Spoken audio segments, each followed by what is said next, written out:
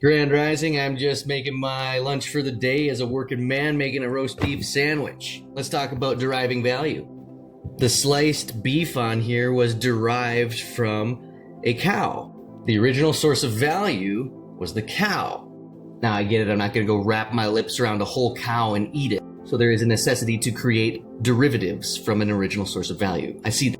But last night and of recent days, I've been thinking and considering the idea of value and that which we are led to believe or advertised or what have you, the suggestive programming of what we should be valuing. And I thought, if we removed everything, so I started to boil away all of the superfluous, all of the extra, and I came to, I think there's only really a handful of things of actual value, right? Like air, water, food, heat, like fire, right? Connection, relationship, sex and reproduction, medicines, ceremonial and ritual, plant medicines or mind-altering substances. Anyway, it's not an exhaustive list, but it's a small amount of things that hold actual value, and I think they are all derived from, well, of course, the Most High's word was the original value. Everything else is derived from that. And then if we want to go into, we have a list of probably 10 or 15 actual value, and everything else we experience in today's world is a derivation or is derived from the essence of those things which hold actual value.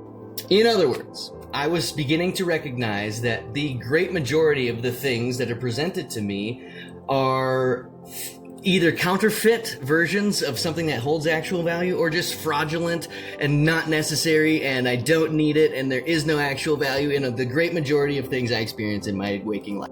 In fact, it seems that I have been hypnotized to believe that which actually holds no actual value is the thing that I should be seeking out and finding. And anyway, it seems that there's been a very real and cruel effort to essentially brainwash me into accumulating liabilities as opposed to assets.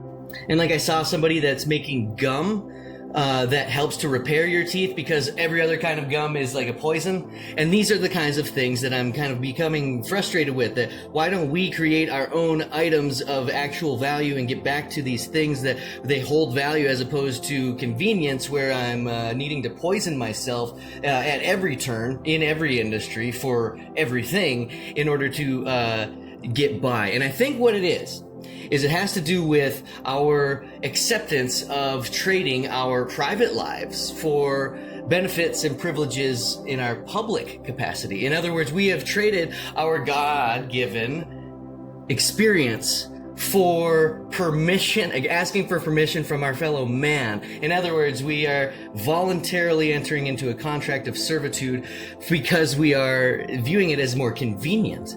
But I think I'm at a tipping point, or I may have crossed over. But my point is, it's not serving me anymore.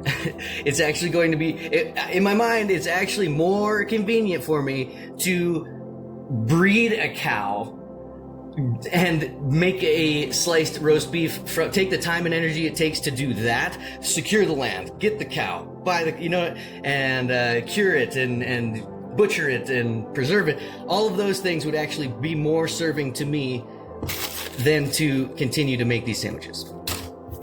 So maybe you're feeling something similar. Maybe you are absolutely disgusted by the nature of our world of commerce at scale. I am a huge proponent of capitalism, anarcho-capitalist here. I am the Libertarian Secretary of the North Dakota state. So I get freedom. I want to see people putting effortful, resources in the market, but I think that we are at a point where we need to seriously reconsider if we want to be even taking part in that market, or should we create something like a remnant that completely replaces all of it, and we revamp and make it so it is not a kingdom of darkness, dual path nature thing. We make it so you are grounded in the Most High. To operate with this, you are grounded in the Most High, and it's not tyrannical. It is free indeed. Something to think about. I hope that was, if nothing else, entertaining. Have a great and wonderful day.